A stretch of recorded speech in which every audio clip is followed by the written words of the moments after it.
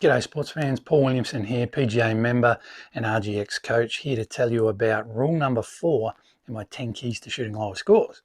Now, rule number 1, make all your short putts. Rule number 2, avoid penalties at all costs.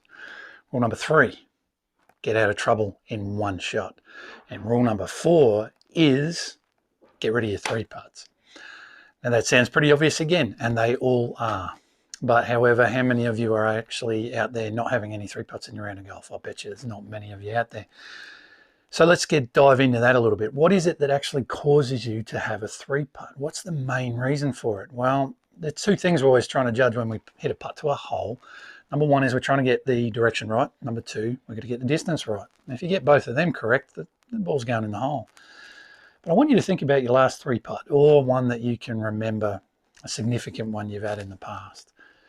I want you to ask yourself, what did you get wrong? Was it the read?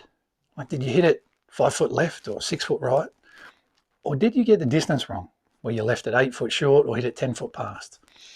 I'll take a fairly big bet to say that it was probably you got the distance wrong. The main reason you'll have a 3 putt is because you've hit the first putt either way too hard or way too short, and now you've got a putt that's not a tap in anymore. It's not inside that 3 foot circle like we're talking about in the first video. You've got to hold all your short putts from 3 or 4 foot. If you're hitting it to 6 foot, the percentages of an average golfer of holding a putt from 6 foot drop down to something like around 50%, depending upon your score.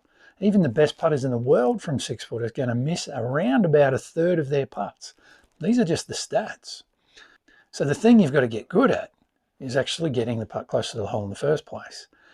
Now, that is putting most of your attention now onto the distance you're hitting the ball and not so much the read. I would also take a big bet saying that you spend most of your time actually on the green when you get there to go and hit a putt to the hole, thinking about where you need to aim it and not so much about the distance. So next time you're out in the course, put your focus on just trying to get the distance right from your long range putts, so that if they miss, they finish at the perfect distance and hopefully a little tap in.